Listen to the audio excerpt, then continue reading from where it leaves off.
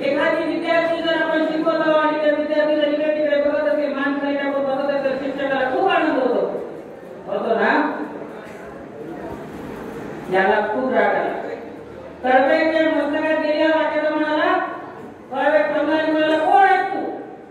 जिच्या मोठ्या आवाजाने वाक्याला म्हणाला कोण आहेस तू? त्याच नमुन्याने हळूवारपणे या नामांनी आपली मानवर केली.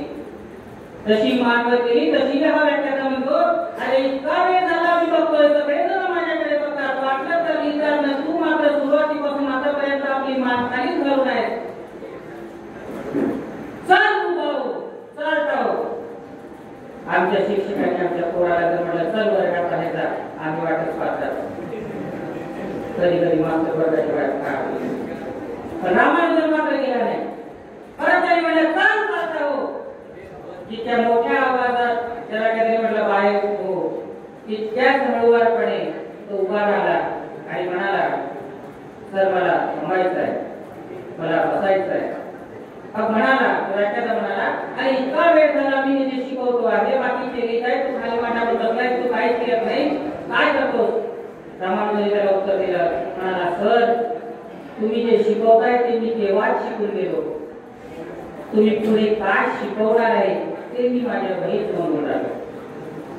एका कुशाग्र बुद्धिमत्तेचा हा रामानुजन, पण या भारताच्या लोकांनी त्याची कदर केली नाही म्हणून त्याला परदेशात घेऊन गेले आणि त्याच्याकडून जेवढं काढून घ्यायचं तेवढं काढून घेतलं. तिथे मात्र त्याला वातावरण तिथं भावलं नाही.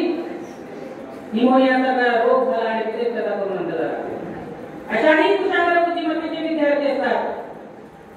कदाचित या सभागृहात बसलेल्या विद्यार्थ्यांपैकी कोणतरी असेल. दुसरा विद्यार्थ्यांचा गट आहे उत्सुक.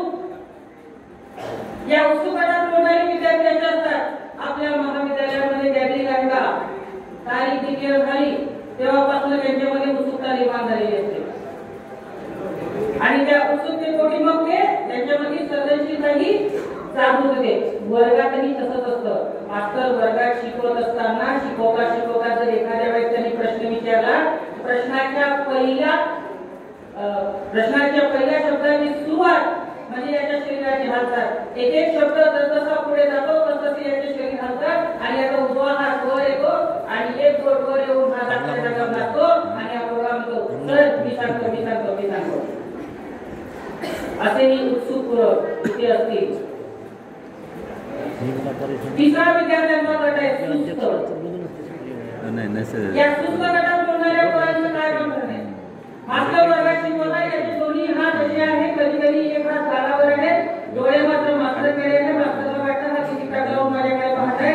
शिकवता मास्तर त्याला एखादी प्रश्न विचारला तर त्याचं उत्तर असतं, काय सर? असे विद्यार्थी. तिसरा गट सुस्त आणि चौथा गट आहे खट्याळ. या गटात बोलणाऱ्या पोरांचं काय पण करणे? मास्तर वर्गात आला, शिकवायला सुरुवात केली की आपल्या वहीसोबत खाल्लं, वहीवर काहीतरी लिहिलं, त्याची चिठ्ठी गेली, बाजूला दिली, तो उघडून पाहतो, त्याची चिठ्ठी गेली, असं शिकवताना पूर्ण कास्टिच्या वरची चिठ्ठी फिरून शेवटी त्याच्याकडे घंटी वाजल्या, मास्तर वर्गाच्या बाहेर जातं. त्या चिठ्ठी काहीच लिहिलं नसतं, फक्त एवढंच लिहिलं असतं, शाळा सुटल्यावर भेट. त्याच्यासाठी असतं ते बरोबर समजतं, कारण तिथं नाव गाव वगैरे काहीच लिहिलं नसतं. असे हे 4 गटात कोणताही विद्यार्थी कुशाग्र, उत्सुक, सुस्त आणि खट्याळ. आता इथे बसलेल्या विद्यार्थ्यांनी स्वतःचं आत्मपरीक्षण करावं आणि ठरवावं की मी या 4पैकी कोणत्या गटात मोडतो. पण मी जर तुमचं 2 मिनिटात निरीक्षण केलं आणि मला असं वाटलं की या सभागृहात बसणारे जे विद्यार्थी आहेत ते तर कुशाग्र आहेत, पहिल्या गटात मोडणार आहे. दुसरा गट आहे उत्सुक. सगळ्यांचे चेहरे बघा कसे फुललेले आहेत, जसं गुलाबाचं फूल फुलतं. कोणीच मला सुस्त दिसत नाही आणि कोणीच खट्याळे दिसत नाही. सगळे उत्सुक आणि कुशाग्र आहेत. आता हे लेकरं म्हणत असतील तुम्ही आमचे 4 गट सांगितले, मग मास्तरांचे गट नाही का? मास्तरांची आहे तर तुमच्यापेक्षा 1 कमी आहे. तुमचे 4 आहेत, मास्तरांचे 3 आहेत. त्या मास्तरांचा पहिला गट आहे उपक्रमशील शिक्षक. त्याविषयी बोलणार नाही.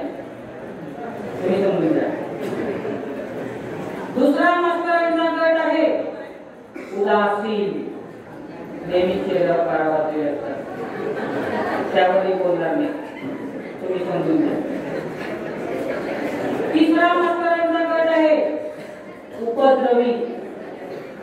त्यावरही बोलणार नाही. कोण काय करतं हे आपल्याला दिसतं. जसे तुमचे चार कशी आहे उपक्रमशील, उदासीन आणि उपद्रवी. कोणाची संगत धरावी हे मात्र आपल्याला ठरवायचं आहे. जसे विद्यार्थ्यांचे आणि शिक्षकांचे गट आपण पाहतो आणि शिक्षक आणि विद्यार्थ्यांची नेहमी आंतरक्रिया होत असते आणि या आंतरक्रियेमधूनच विद्यार्थ्यांचं आयुष्य हे फुलत असतं. आता नुकताच सर्वे झाला आणि त्या सर्वेचा अहवाल बाहेर आला आणि त्या सर्वेचा निष्कर्ष असा निघाला की सगळ्यात जास्त विश्वास जर कोणावर असेल बापापेक्षाही जास्त तर तो मास्तरवर आहे.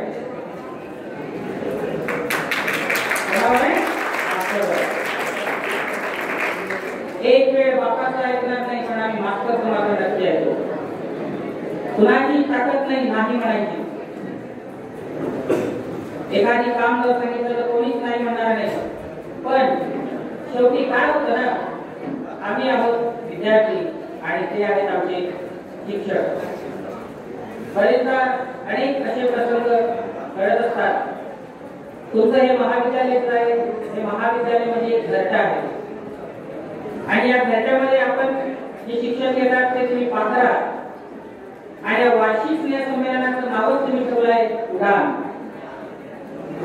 काही विद्यार्थी शेवटच्या प्रथम वर्षाला फायनल इयरला असतील, ते आता फायनल इयर संपून पुढच्या शिक्षण घेण्याकरता ते जातील.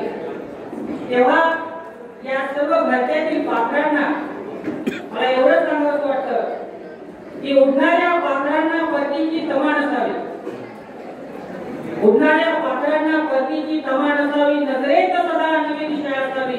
अहो घरट्याचं काय बांधता येईल कधीतरी पण क्षितिजा पलीकडे झेप घेण्याची सतत आणि जिद्द असावी. ही जिद्द निर्माण करण्याचं काम महाविद्यालयातील शिक्षक करत असतात आणि हेच आपल्या आयुष्याचे खूप मोठे आदर्श असतात. पण इथून बाहेर गेल्यानंतर मात्र आपण आपल्या आयुष्याची खिचडी होऊ देऊ नका. खिचडी माहिती आहे सर्वांना. सध्या प्राथमिक आणि माध्यमिक शाळेत शालेय पोषण आहारांतर्गत पिशवी दिल्या जातो. आमचा एक मित्र होता. आमचा एक नाही असं बोलूच नका शांतरा म्हणून. कोणाला बोलायचं नाही शांतरा म्हणून. कारण जे शांत राहत नाही त्यांच्या आयुष्याची खिचडी होते आणि म्हणून मी आता सांगतो आपल्या आयुष्याची खिचडी होऊ देऊ नका.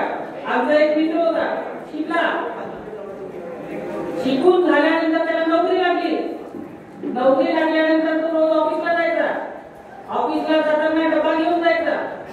दुपारपर्यंत काम करायचा. दुपारच्या सुट्टीत सहकाऱ्यांसोबत डबा खायला जायचा. सगळेजण आपापला डबा उघडायचे. हाही आपला डबा उघडायचा आणि डबा उघडल्यानंतर त्याला ती खिचडी दिसायची आणि म्हणायचं काय खिचडी आहे, नाक करून उतारायचा. पण डबा खायचा आहे म्हणून कसा बसा खाऊन घ्यायचा. दुसऱ्या दिवशी परत डबा उघडला की खिचडी दिसायची. परत म्हणायचं काय रोजची कटकट खिचडी खिचडी खिचडी खिचडी. असं 5-6 दिवस झाले, 1 आठवडा झाला, 15 दिवस झाले, तेच ते. शेवटी त्याचा जवळचा सहकारी म्हणाला, अहो साहेब म्हणे तुम्ही रोज डबा आणता आणि रोज तुमच्या डब्यात खिचडी राहते आणि रोज तुम्ही कपाळावर आटा मारता, रोज कष्ट करता. त्यापेक्षा तुम्ही घरी गेल्यावर आपल्या बायकोला का सांगत नाही म्हणे की मला रोज डब्यात काहीतरी वेगळं द्यायचं, मला खिचडी आवडत नाही. किमान ते वेगळं तरी देतील. तो सद्गुरू असतो त्याशी आपल्या सहकार्याला म्हणाला, काय आहे साहेब म्हणे ही तक्रार मी घरी केली असती हो म्हणे पण माझं लग्नच झालं नाही. मी एकटाच राहतो, माझा स्वयंपाक मीच बनवतो, मी तक्रार कुणाकडे करणार. म्हणजे बघा त्या व्यक्तीला तो शिकला, मोठा झाला, नोकरीला लागला तर त्याला आयुष्यात फक्त खिचडीच बनवता आली, बाकी दुसरं तिसरं काहीच बनवता आलं नाही. अशी अनेक उदाहरणं आहेत की आमच्या कॉमर्स झालेल्या विद्यार्थ्याला त्याच्या बापाने जर 10,000 रुपये दिले ना, म्हटलं जा रे बाबू बँकेत पैसे भर, आमचा पोरगा पैसे घेऊन जाईल, पण बँकेत भरेलच ते सांगता येत नाही. कारण बँकेत अनेक फॉर्म आहेत, पैसे भरायचा वेगळा, पैसे काढायचा वेगळा, डीडी काढायचा वेगळा, चेकबुक काढायचा वेगळा, एटीएमचा फॉर्म वेगळा, वेगवेगळे फॉर्म आहेत, केवायसीचा वेगळा, हे काही सांगता येत नाही. म्हणून शिक्षण घेत असताना आपल्या आयुष्याची खिचडी होऊ देऊ नका. आणि एक महत्वाचं आहे की घोकंपट्टी यापासून आपण दूर राहा. घोका आणि शिकार हे आता कालबाह्य झालेलं आहे. मी माझं उदाहरण तुम्हाला देतो, कारण उदाहरण द्यायची म्हणजे की काल्पनिक देऊन चालणार नाही. माझ्या उदाहरणापासून जर सुरुवात केली तर तुम्हाला वाटेल खरंच आहे की हा माणूस लई खरं बोलतोय. 12वी पास होऊन आज मला जवळपास 33 वर्ष झाली असतील. 12वीला आम्हाला इंग्रजी शिकवणारा एक गुरुजी होता आणि त्यावेळेस 12वीला इंग्रजीमध्ये एक प्रश्न राहायचा निबंधाचा, आणि तेव्हा निबंध ठरलेले असायचे. 1995-96 ची गोष्ट आहे. तेव्हा निबंध ठरलेले असायचे. आमच्या गुरुजीने आम्हाला सांगितलं म्हणे हे परीक्षेत निबंध लिहिणार आहे. आमच्या गुरुजीने आम्हाला निबंध लिहून दिला. निबंधाचं नाव होतं वंडर ऑफ सायन्स. 33 वर्षानंतर या मला तो निबंध आठवतो. का आठवतो त्याचं नेमकं कारण बघा काय आहे. आमच्या गुरुजीने सांगितलं अरे म्हणे हा निबंध परीक्षेत येणार आहे, त्याला चांगला करा. आता मास्टरने तर म्हणलं चांगला करा, आणि त्यांना बोलता बोलता असं म्हटलं होतं IMP. आमच्याकडे एका पोरानं म्हटलं सर फक्त IMP आहे तर अजून काही नाही VIMP.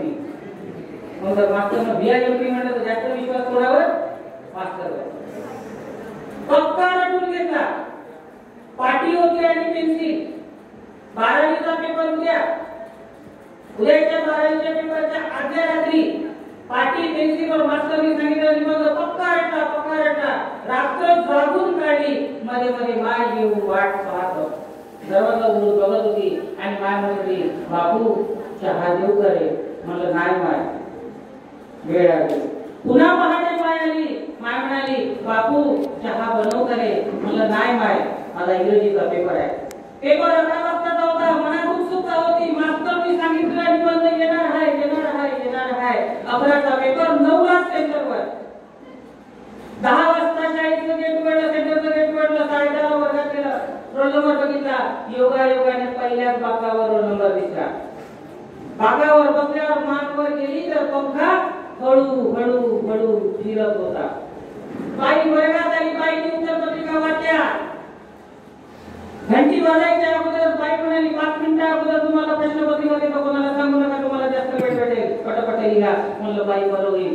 उत्सुकता होती. गुरुजींनी सांगितलं निबंध येणार आहे. बाईने प्रश्नपत्रिका दिल्या.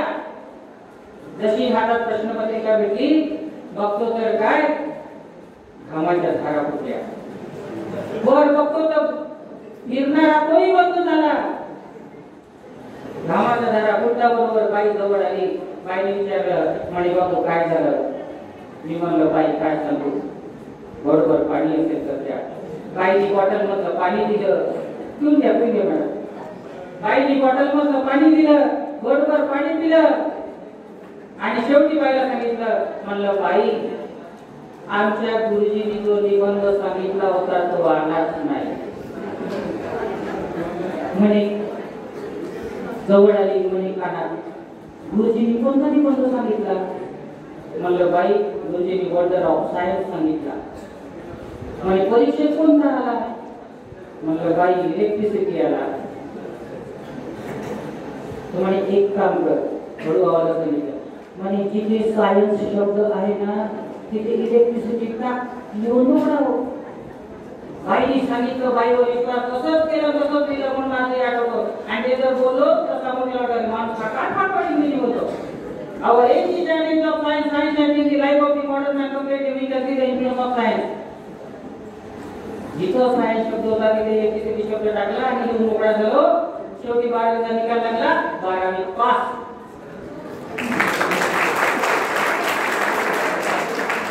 तुम्हाला हे सांगतो, मला 10वीत इंग्रजीमध्ये जितके मार्क्स मिळाले, 12वीत इंग्रजी जितके मार्क्स मिळाले, कदाचित तुम्हाला त्यापेक्षा जास्त मिळाले असतील. शेवटी पास खूप झाला. म्हणजे पोरगा 12वी पास झाला. मला न विचारता पेढे वाटले बापाने आणि म्हणे पुढे काय? मला ITI. म्हटलं 12वी झाल्यावर ITI. म्हणे बाप म्हणे नाही ITI नाही. मला काय? म्हणे BA ला ऍडमिशन घे. मला विषय म्हणे इंग्लिश लिटरेचर घे.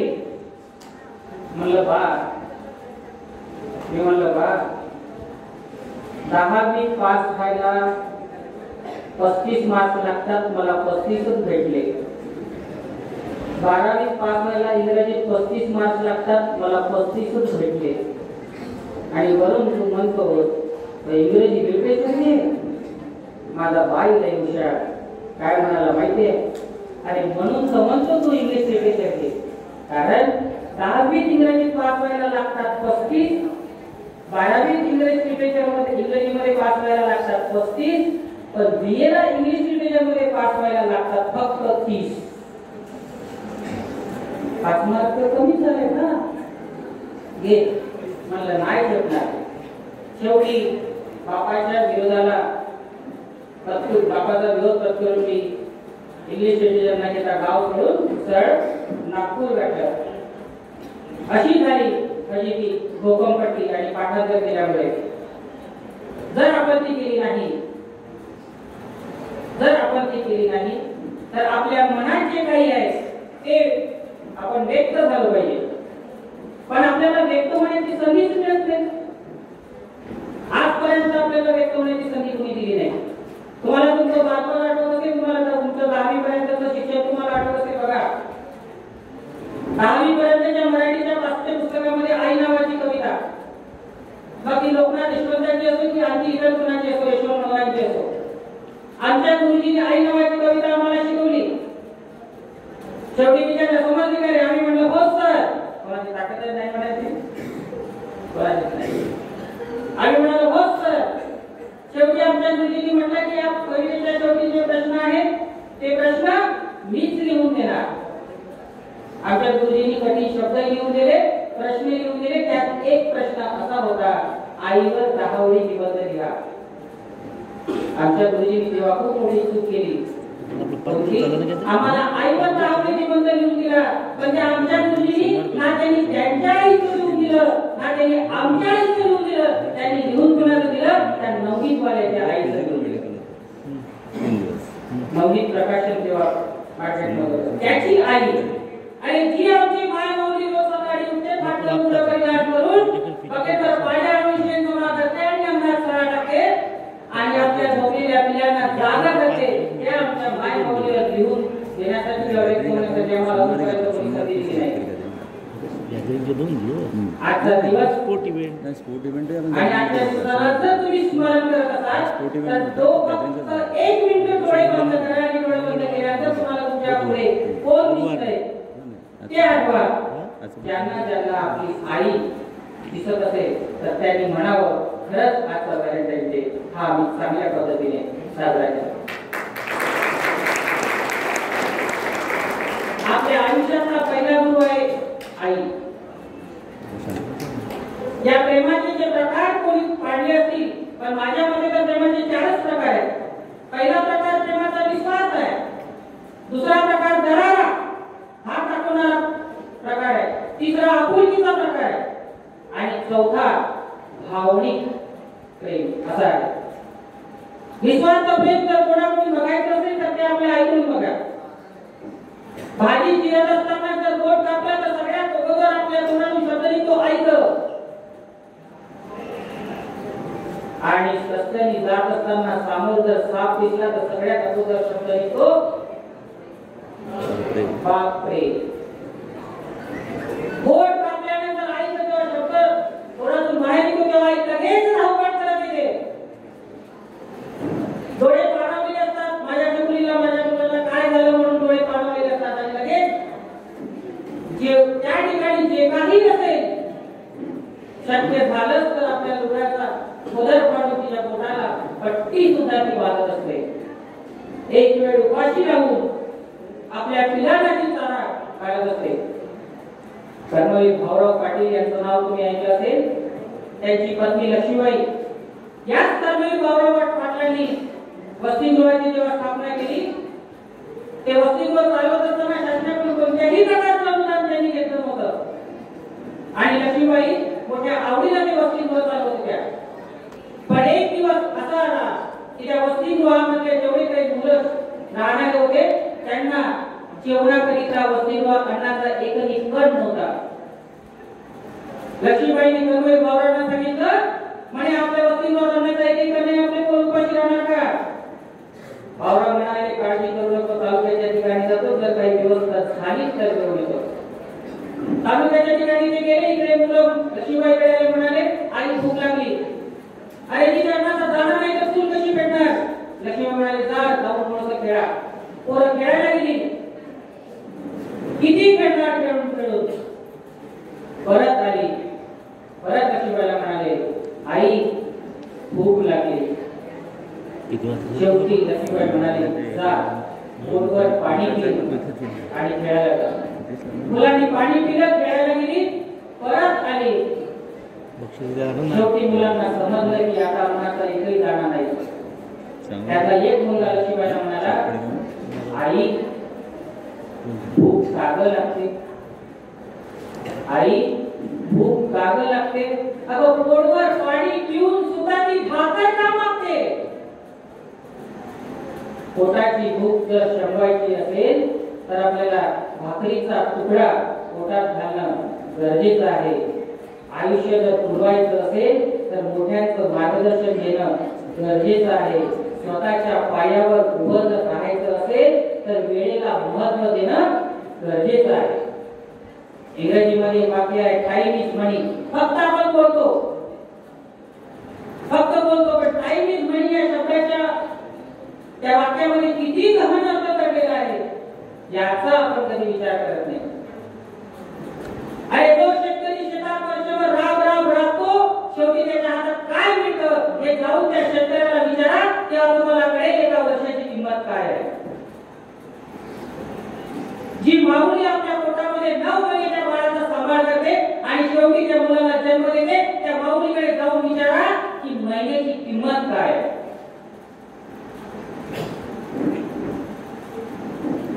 रात्रंदिवस अभ्यास करून 3 तास परीक्षेत बसतो आणि शेवटी अपयश येतं. त्या अपयशी झालेल्या विद्यार्थ्याला जाऊन विचारा की एका तासाची किंमत काय. कुणाची तरी घडीकडे वाट बघून परेशान झालेल्या त्या व्यक्तीला जाऊन विचारा की एका मिनिटाची किंमत काय आहे. आणि जो नुकताच अपघातातून वाचलेला आहे त्याला जाऊन विचारा की एका सेकंदाची किंमत काय. सेकंदापासून तर वर्षापर्यंत हा जो आपला वेळ आहे तो अतिशय महत्वाचा आहे. पण हा जो जीवनाचा प्रवास आहे या जीवनाच्या प्रवासामध्ये अनेक खास खळगे आहेत. त्या सर्व खास खळग्यांना तुडवत आपल्याला पुढचं आयुष्य आनंदात जगायचं आहे. पण जीवन जगत असताना एक ना धड भारावर चिंध्या सारखं पण आपलं आयुष्य होता कामा नये. 2 सख्खे भाऊ, एक धाकटा एक थोरला. धाकटा आपल्या मोठ्या भावाकडे भेटायला गेल्यानंतर दारावर पोहोचल्याबरोबर तिचा चौकीदार उभा झाला आणि म्हणाला थांबा. हा म्हणाला अरे मी त्याचा भाऊ आहे. भाऊ माहिती आहे मला. म्हणाला साहेब कुठे आहे? आणि म्हणे साहेब पूजा करताय. किती वेळ लागेल? आणि अर्धा तास लागेल. किती वेळ लागेल? अर्धा तास. मी काय करू? आणि जाऊन बगीच्यात बसा. तो भाऊ बगीच्यात जाऊन बसला. अर्धा तास बसून काय करणार म्हणून तिकडे निरीक्षण केलं तर मग त्याला काय केलं, त्याला एक उदाहरण दिसले. त्यांनी ती उदाहरण उचलली आणि तिने गड्डा करू लागला. अर्धा तास झाला. परत दारावर गेला. चौकीदाराला विचारलं साहेब कुठे आहे? आणि साहेब पूजा करतायत.